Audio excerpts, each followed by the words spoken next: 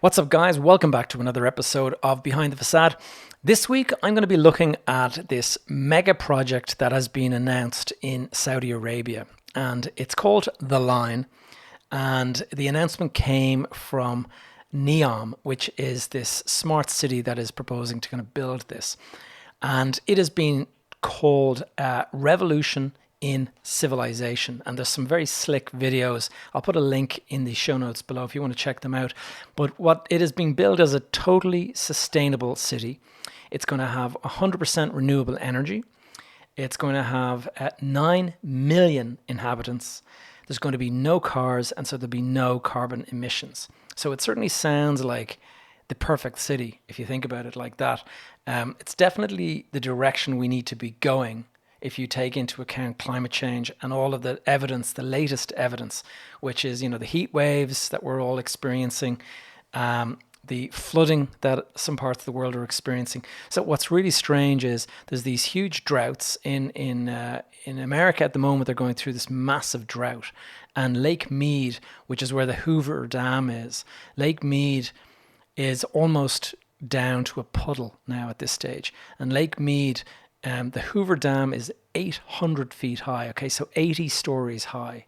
And the water used to go to the top of the dam, and now it is currently almost completely drained out.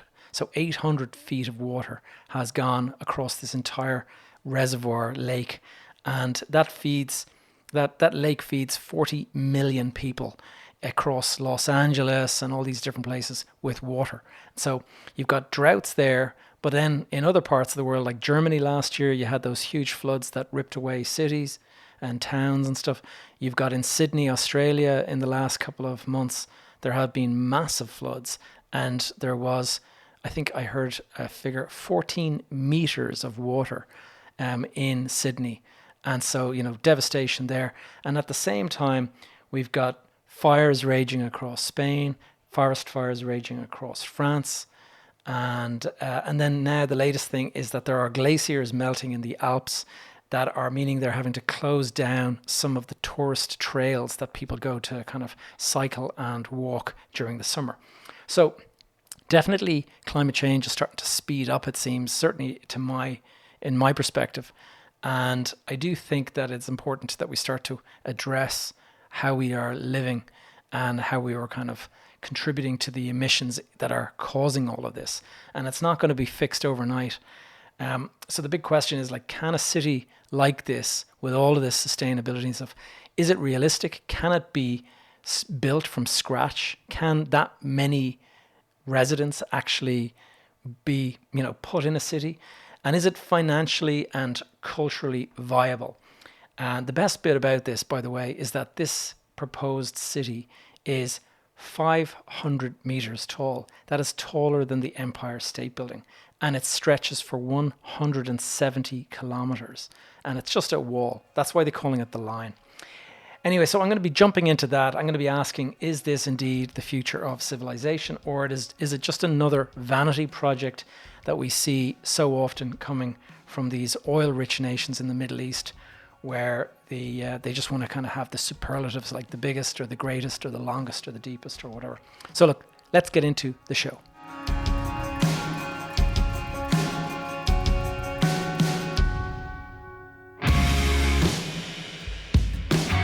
You are listening to Behind the Facade, and I'm your host, Gavin J. Gallagher. On this podcast, I explore the mental and emotional game often playing out subconsciously, both in your mind and the mind of everyone else in the real estate or property investment market. The key to success in this game is to master your mindset and behavior, to take control of your thoughts, your emotions, and most importantly, your ego. Welcome to the show. All right, guys, welcome back. Before we get into the main topic, I just want to give a quick shout out to the country Moldova, where I've just come from. I've spent the last week there, and it's very, very hot there, about 35 degrees, and lovely and sunny. And I don't do well in the heat, but it was very nice to be over there. I was there with my wife and our kids, and I got to tell you, just the cost of living there is so cheap. When you're coming from, as I am coming from Ireland, arriving into Moldova, and just it's shocking how cheap it is. and you really, really notice it. And just to give you an example, before we get into the main topic, just want to give you an example. So I christened my son Dominic on Friday, just a few days ago. And afterwards, we took the relatives out for kind of a bit of a party, a bit of a dinner. And the way they do it over there traditionally is you have a big long table, and we had 10 people and all sitting around the table. And then there's just tons of food brought out, like plates of food brought out. So you'll have salads, you'll have different types of meats, you'll have different types of breads. There was also pizzas being brought out. And then there was champagne, there was a bottle of cognac on the table, there was beers, there was soft drinks, anything that you wanted, lots of water, obviously. And the total came, now I had to pay for all of this because it was my son's christening, but the total came to, I'm going to give you the Moldovan lei price first, which is going to sound pretty high. The total came to 2,519 Moldovan lei. But I'm actually looking at my Revolut phone now, and I can actually see my Revolut app on the phone. I can actually see the euro cost of that meal was €128.09. And so the total cost of that meal per head came to less than €13 per person. That's food and alcohol. So it's, look, if you guys are considering taking a city break of some sort, then, you know, do consider going to Moldova. If you want to get the maximum for your money, it's certainly worth checking out. Now it is, I got to warn you, it is a post-Soviet city, okay? And so there's lots of poverty there. You see these big tower blocks that were built in the Soviet times, and they're kind of like 20 stories high. They're all like falling down. Well, not falling down, but they're crumbling, and they're kind of really in a bad condition. And and everyone just lives in those conditions. And but it is actually a beautiful place and a beautiful city, and plenty to see there. And we went and visited this water park called Vara Vara, and I think it's the biggest. It's the biggest wave pool in Europe, as far as I read. I also, when I was there, and I won't talk for much longer on this, but I just wanted to kind of mention that I rented a car, and we drove about 200 kilometers north to a rural part of Moldova where some of my wife's family live, and it was really, really eye-opening for me. And it's a kind of really hits you when you see how people are living in different parts of the world and the stuff that we take for granted. Like I go to the bathroom, flush the loo, wash my hands in the sink with a tap and water flowing. In Moldova, in this rural part of Moldova we were in, they had a well, and that was the only source of water that they had. And they had to go and send a bucket down, pull the bucket up, and that's your water that you use to wash your hair, brush your teeth, do whatever you need to do. And I was just there kind of saying, my God, you know, the stuff that we take for granted. Anyway, it was a real eye-opener. It was great for the kids to actually see this and understand like that the stuff that they take for granted every single day is not how it is around the world. And so it was a real eye-opener for both myself and for the kids. And it did make me think, you know, how grateful and how lucky we are living in the kind of modern world that we can take this kind of stuff for granted. Anyway, on to the main topic today. The reason I want to cover this topic is because while I was away, I actually came across this news article, and it was talking about this new Megacity project called The Line. And The Line, what really caught my attention was just the statistics. They're going to blow your mind when I get into them. Now, but before I start kind of getting into the juicy details, let me just outline how I'm going to break up this story, because I don't want to just ramble. I want to actually structure it. So there's going to be 4 sort of parts to this. Part 1, I'm going to talk about what is Neom, and that is the smart city that made the announcement about this thing called The Line. Number 2, I'm going to be briefly going over sort of the drawbacks of the traditional city and how this new proposal, The Line, promises to address and solve all of those issues. Part 3 is going to be the juicy details, the technical stuff, and I'm going to get into the what, the why, the how, and the how much of some of the kind of technical stuff that they've proposed. And then part 4 is just going to be my own opinion on the pros and cons of this proposal, this concept, and whether I think it can work financially, whether it can work technically, And then more importantly, probably than anything, is in terms of the human side, the human nature, the behavioral aspects of it, and culturally, is it possible to create something like this and for it to actually work? And that's what we're going to dive into today. So let's start with part one. What is Neom? So Neom is this smart city that is being built in Saudi Arabia at the moment. It's being built in a province called the Tabuk province.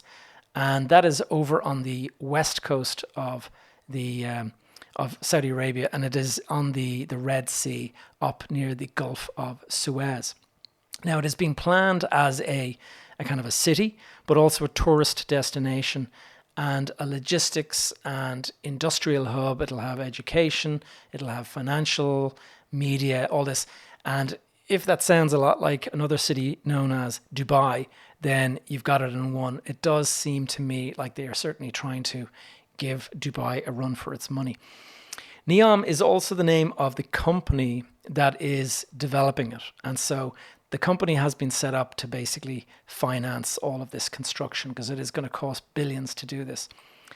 Incidentally, the name Neom, I just looked it up there, and it comes from the word neo, which is the Greek word for new. And then what they did is they put the letter M. And what that is that's an abbreviation of a word. And I'm going to apologize in advance for my pronunciation, but this is an Arabic word, and it is mustaspil. Mustaspil.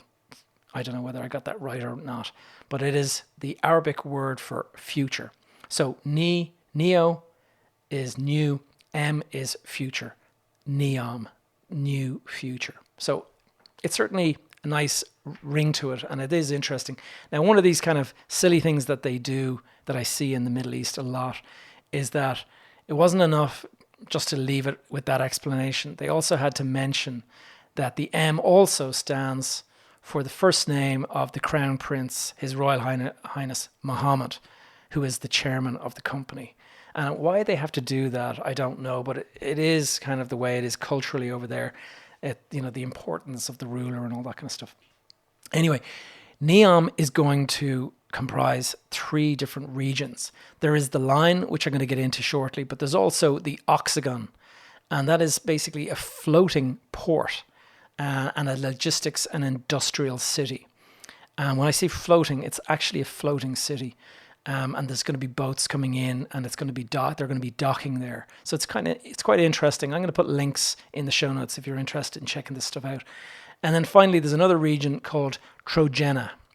And that is actually, believe it or not, even though it's Saudi Arabia, it is going to be a ski resort in the mountains in Saudi Arabia with real snow because of the altitude, I think. And it'll also have its own airport and all that kind of stuff. The final thing I'm just going to go into is who is in control of Neom. And as is so often the case in the Middle East and with companies, especially state-run companies like this, you have an awful lot of highly qualified, very, very highly compensated expats, experts that come in from Europe and America and various places.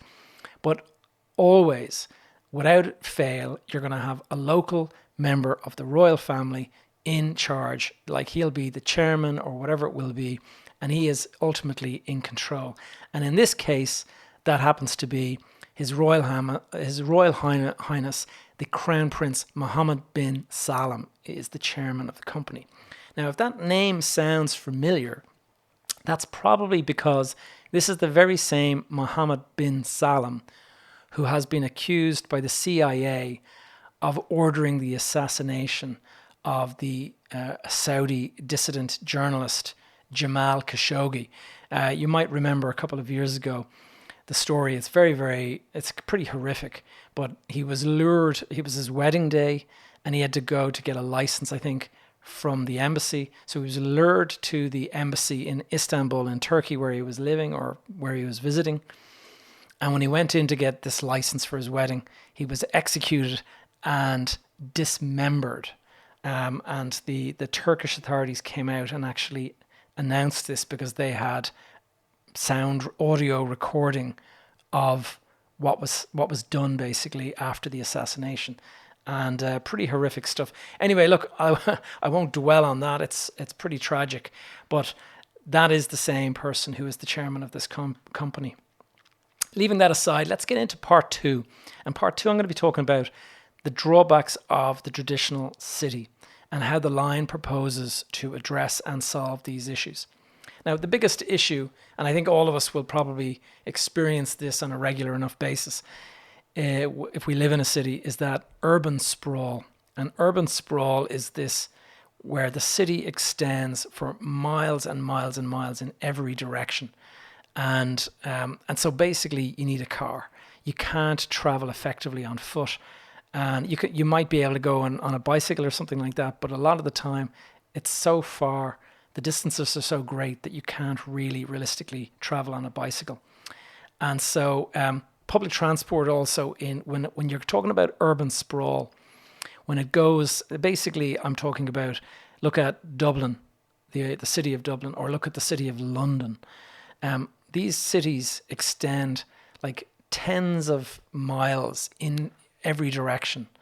And if you want to get out of the city, it's often a long drive to kind of get outside of the city limits. And so certainly in London, when I was there, God, it took forever to get out of the city of London. And the problem with that is that it means that public transport is not as effective as it could be because it's so spread out. What you need for effective public transport is densely packed cities. And so that's why New York City, the Manhattan part of New York City anyway, that works effectively as a city because it can all be built up and then you've just got huge numbers of people traveling on the subway. And so those transport hubs, they can shift very, very large numbers of people. And the London Tube is similar. And I lived in London, so I know it can transport a lot of people, but it can be pretty horrific traveling in the summer in the tube.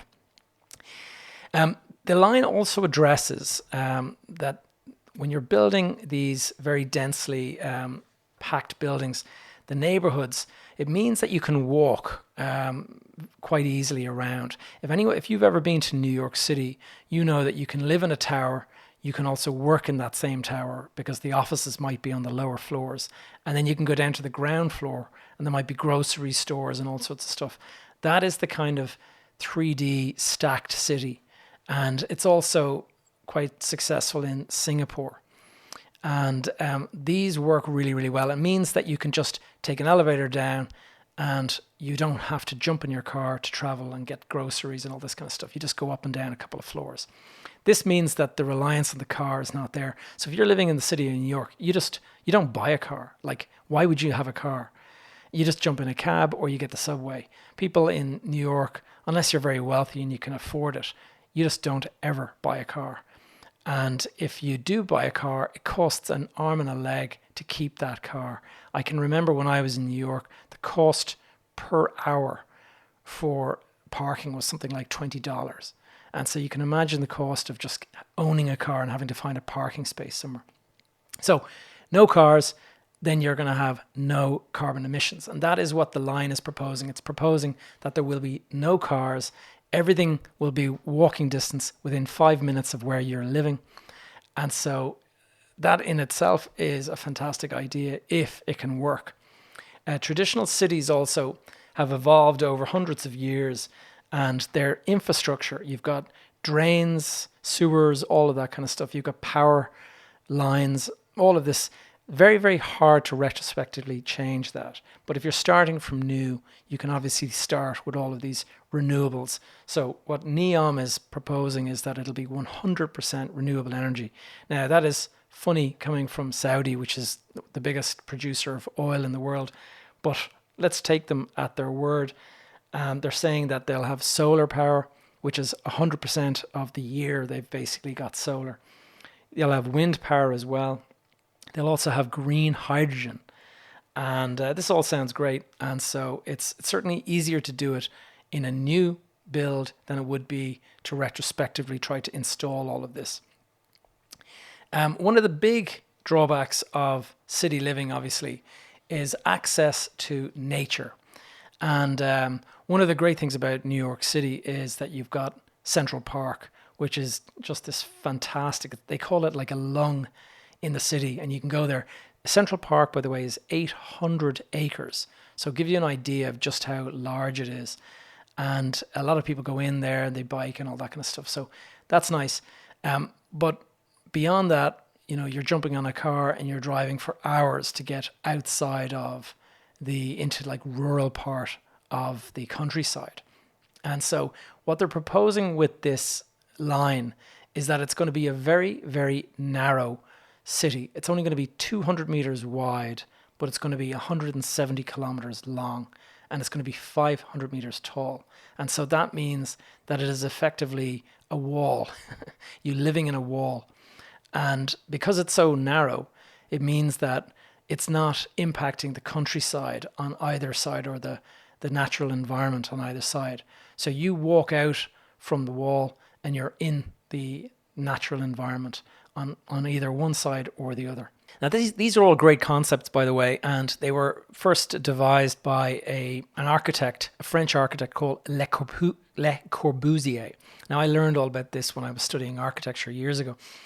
And he had the idea to build these towers. And I think the idea was in Paris or something like that. But the idea was that instead of having these squalid conditions that so many people in Paris at the time were living, that you would build these tower blocks and that you would space them far apart, and there would be just lots of beautiful parkland in between.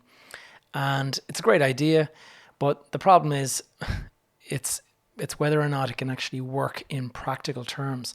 Now, many of these concepts were actually tried by cities, including my own city here, Dublin, and the infamous Ballymun Flats were actually based on that concept. And so they built these 14-story towers.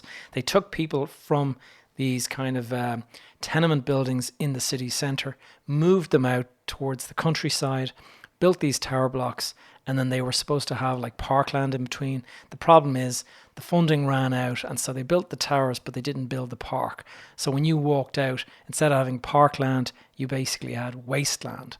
And then over the years, the buildings weren't properly maintained, and so the elevators failed. And so after a while, you had people living on the 14th floor, not having an elevator. And so the only way down was the staircase, 14 floors up and down. Imagine getting your shopping and stuff like that. So it did not work. And because the parkland didn't get built and it was just a wasteland outside, there was an awful lot of crime. There was no employment in that area. And so high unemployment, high crime, high drugs rate, and all of that kind of stuff. And that was what you've seen in a lot of cities that did this.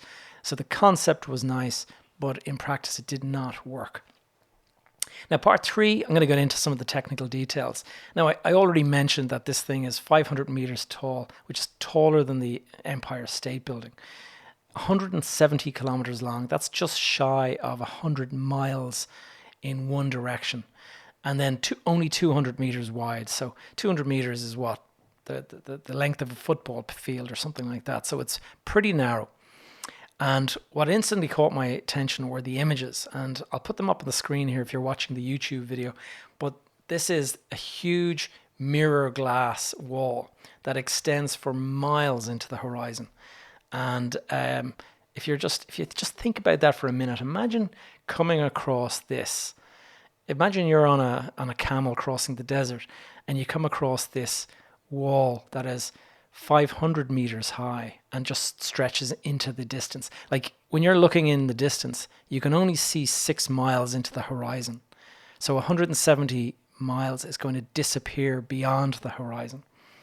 And the funny thing is, the instant I saw it, the first thing that came to mind was it was a modern version of the wall in the Game of Thrones. Anyone who was watching the Game of Thrones, you had this ice wall that protected the south from the north. And it was something similar in terms of height and stuff like that, but it was built of ice. And in this particular case, obviously, this is mirror glass, concrete and steel. And those dimensions are just mind-blowing. But I tried to imagine what it would be like, and the best way I can describe it, apart from the wall description from the Game of Thrones, just to give you an idea of these kind of, they're calling this a new wonder for the world. And I see this a lot in the Middle East. They like to look for the big superlatives. They like the biggest or the tallest or the longest or whatever it is. And when I first traveled to Dubai after the Burj Khalifa was built, I hadn't been there for a couple of years. And so I'd heard about the Burj Khalifa, but I had no idea what it looked like. And as I was flying into Dubai, it was an overnight flight. And I was arriving just as dawn was kind of rising. So I looked out the airplane window and it was just this blanket of clouds. And yet, the funny thing was, as soon as I saw it, I could not forget it. It was this white cloud everywhere and this little black needle sticking up above the clouds and like quite a distance above the clouds. And it was just amazing seeing that and kind of thinking to myself, wow, that is the Burj Khalifa. I mean, it was without a doubt, because there's nothing close to it in terms of height in Dubai. I mean, the next tallest building is like 300 meters shorter than it or whatever. And so it's pretty impressive. 300 meters, by the way, is the height of the Eiffel Tower. So the idea that this city is going to contain 9 million people, that really stood out for me, because I've lived in London for a couple of years, and London has a population, I think, of 11 million.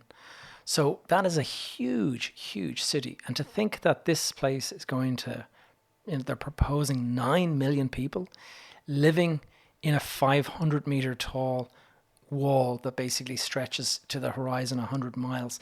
It is very, very interesting. Now, what they're proposing to do here in terms of construction, they're going to build it in blocks of sections, we'll say, and each section will be 800 meters long, 200 meters wide, and 500 meters tall. And what they're proposing is to build 212 of these sections. And that's the full 170 kilometers. Now, obviously, it'll take a number of years to do that. But the idea is that each section is self-contained, and you go and move in there, and you basically, you have everything you need to live in that place. And so you've got all your education needs, your shopping needs, your cultural needs, sports needs, whatever it might be, exercise needs. This is what they're proposing anyway. I'm not so sure. You have to have a think about that. But by making it just 200 meters wide, the impact on the surroundings is minimized. And that is a good thing, I guess. But I'm curious about the shadow that is going to be cast by a 500 meter tall wall stretching 170 kilometers. That's going to be interesting. The whole concept, though, of this super densely packed, stacked kind of city in a community that's walkable, I actually quite like that concept, because what they're billing it as is the 5-minute walkable city. And so that means that you walk out the door of your apartment and everything you need is within 5 minutes of that door of your apartment. And so because of that, no need for cars. And because no need for cars, there will be zero carbon emissions. At least that's what they're saying. They're also proposing that they're going to use natural climate temperature control. And so what they mean by that, they're going to have basically year-round temperate microclimate. And this is going to be done by natural ventilation. Now, this might sound unrealistic to a lot of people who are from, say, the cooler parts of Europe and the world, but it does work. And I've studied this before when I was working in the Middle East, and the way the old cities were built, they put them very, very narrow streets, and that were perpetually in the shade.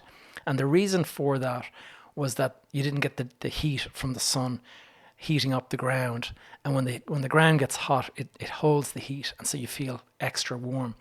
So what happens is you get these convection currents, and the air up at the top and the bottom, it kind of circulates. So you have the cool air and the warm air exchanging for one another, and that is how the thing naturally ventilates itself. So it is interesting.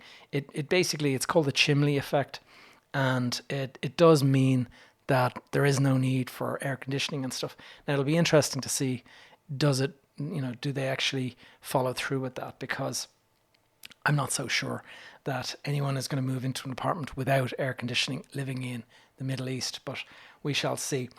500 meters tall, that is the height of this thing, and that means that it is approximately 125 stories. Now, they're describing it as a three-dimensional community, and I've already mentioned, you can basically just take an elevator up and down, and you're only a few minutes away. One of the things that they're talking about here is that you will have a rapid transit. So I think what they're talking about is some sort of a train or electric train or whatever it is, but it will be high speed, and that's for sure, because they're saying that to go from one end of the city to the other, the 170 kilometers will only take 20 minutes. Now that's 500 kilometers per hour. So that's a pretty fast train, whatever it is that they are proposing.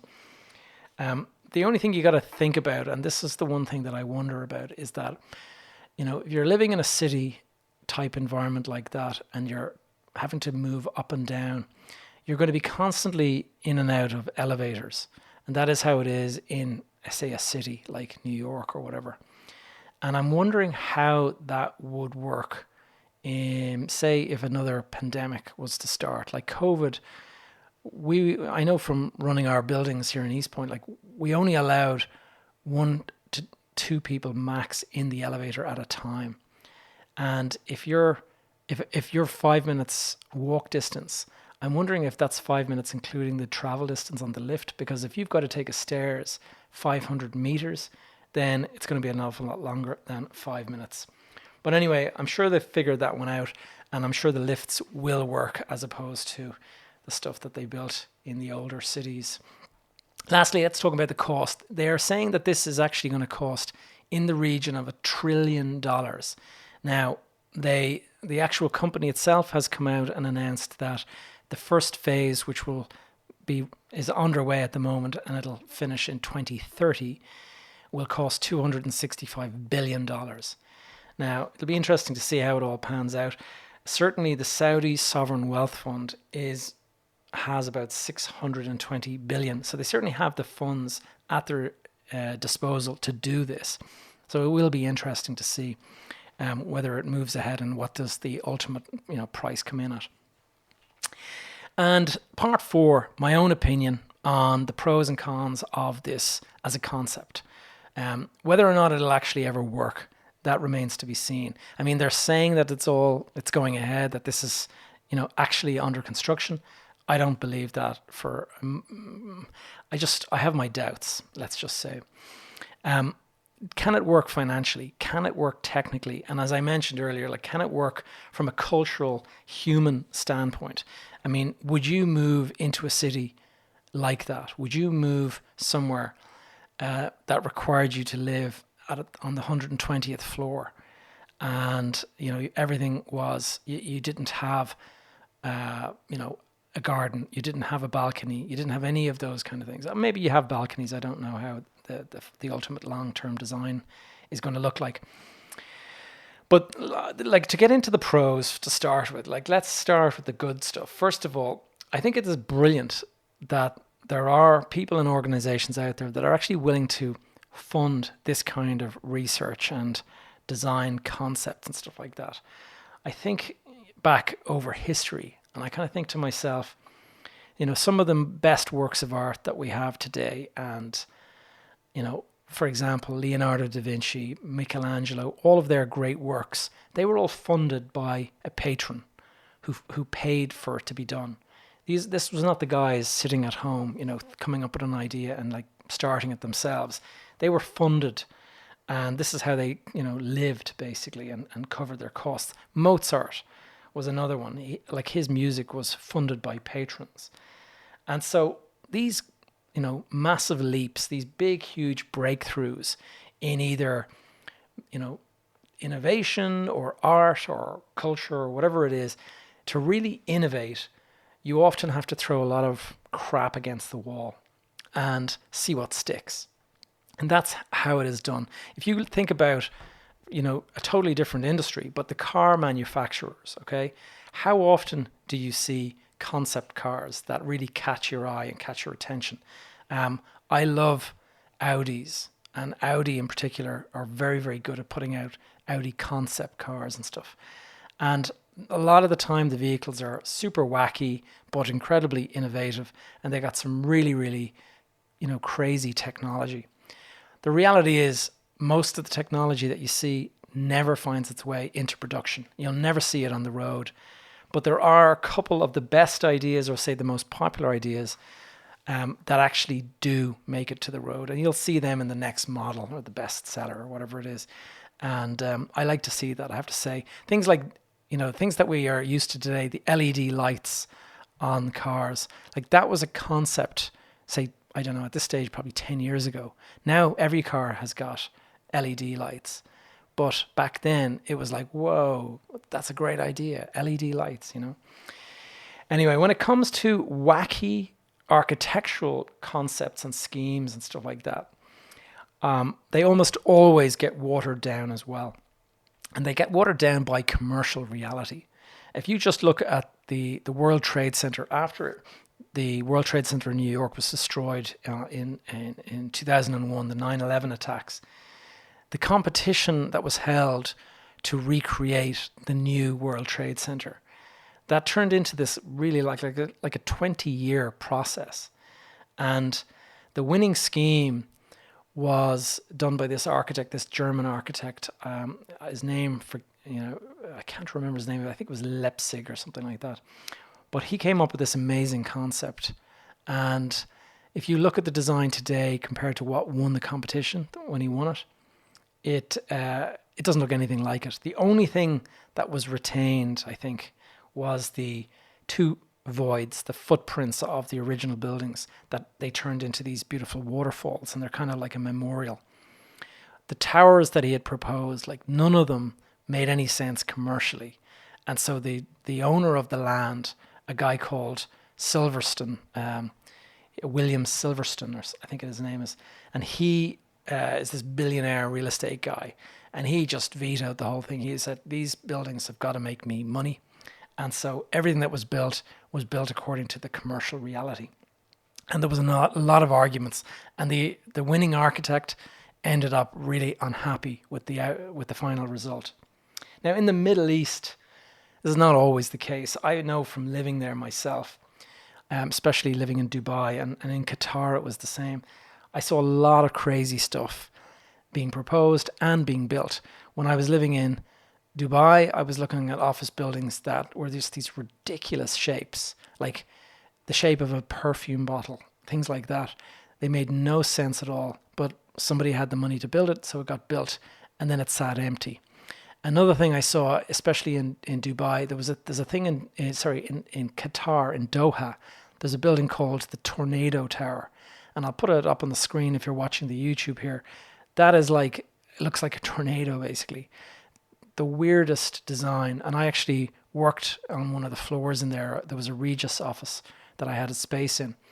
And a lot of those places, when they're built, they're just not viable. I mean, a circular floor plate does not work in an office building, because where do you put your furniture? Furniture comes in rectangles. When you try and put a rectangular desk into a curved floor, it just doesn't make sense. And so it was the very same in those kind of curved buildings.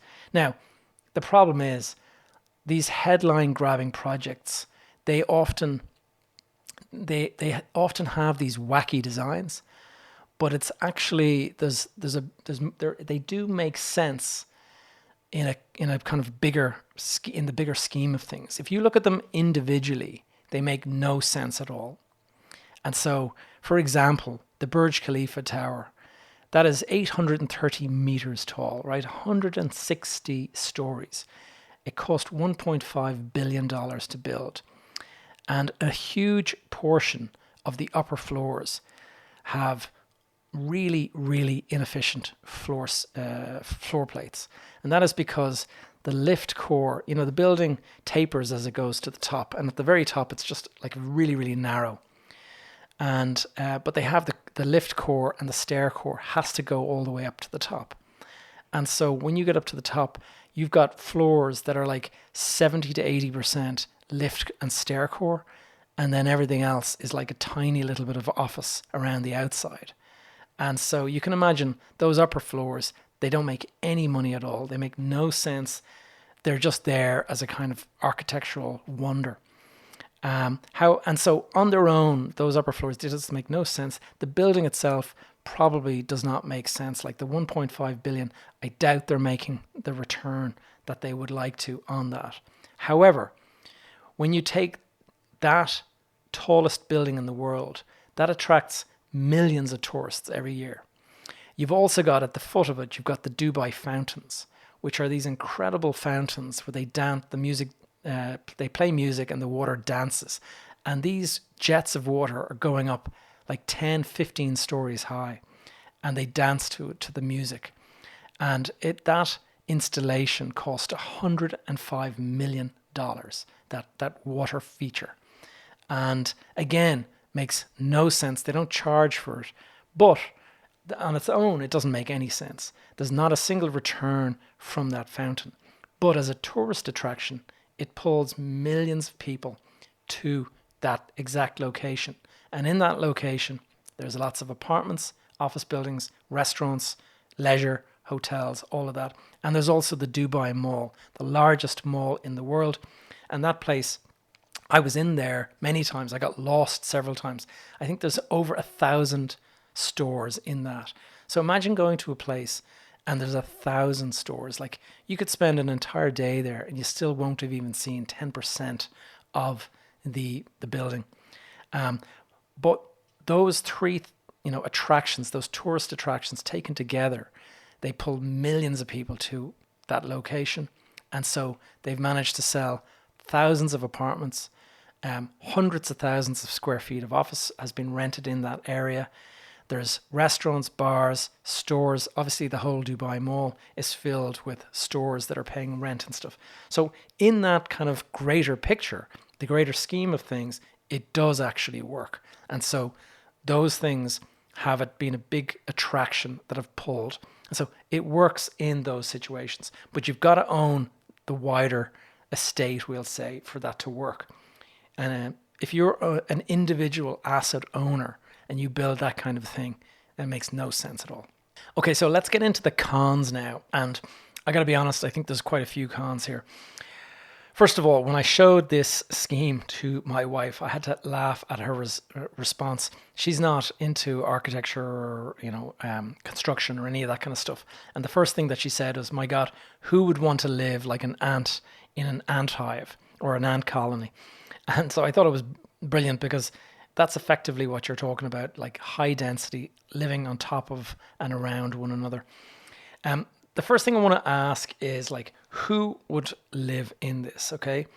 If you're talking about this, the problem when you're building something like this is the first people who move in are they are the pioneers, and they're the people that are going to arrive there before it's fully furnished, before it's fully built. And like when the Dubai Mall first opened, they didn't have enough shopkeepers. They didn't have enough shops that were willing to open in there. And so what happened was the owners of the actual mall opened a lot of stores to basically kick the thing off. And that is how I expect this would work as well. I can't imagine businesses going in saying, okay, I'm going to rent this place, because they don't necessarily know how many residents there's going to be there. They don't know if the thing is going to work. And the other thing is, the lifts everywhere, elevators everywhere, all of that kind of stuff. You just have to wonder, will people be attracted to this as a proposed living place? I mean, would you live there for the rest of your life? Maybe, definitely not. Would you live there while you're working on a project and it's a temporary thing? Maybe, but they're talking about a 9 million population. And so they're talking about a living city. And so that's a question. If you look at some of the art, the images that they've created, it actually looks a little bit like these huge space stations that they talk about, or that you see in kind of science fiction movies, and where people are able to kind of walk around and things like that at different levels. And it looks a little bit like that. I just wonder whether it's it's the kind of place that you're going to want to live yourself. As a concept, it makes, it might make sense, but I'm just not sure in practical terms until it's actually a good few sections are built and it's starting to kind of work as a larger place with, tens of thousands of people, maybe, but who knows. It actually reminds me a lot of the old comic book 2000 AD. When I was a kid, I used to read 2000 AD, and my favorite character was Judge Dredd. And Judge Dredd lived in this future city called Megacity 1. And there were these huge 200-story high mega blocks, they were called. And these were basically micro cities with 75,000 residents living in them. And the idea was that you were born, lived and died in this block, never having to go out of it because everything was in this same location within, walking distance. Sounds a little bit familiar, doesn't it? Certainly, if you want to go and check that out, there's a movie, 2012, a movie called Dread came out, and it's about that character. And there is one of those mega blocks there, and they do not paint a pretty picture. The next thing I'm going to ask is, in terms of cons, is like, who is going to build this thing? And I've got to kind of, when people are talking about zero carbon emissions, that does not exist when you start construction of anything at all, especially in the Middle East. Okay, it's all fine for them to say that there'll be no cars and so there'll be no carbon emissions. But the fact that you're building something 500 meters high with concrete and steel and glass and all that, that is in itself thousands and thousands of tons of carbon created to basically manufacture that. To ship the steel to site burns carbon. Carbon emissions are let off by the ships. To lift them into place with cranes and to do all of this, and concrete is a hugely carbon emission. Like the manufacturing of concrete is a massive contributor of carbon emissions.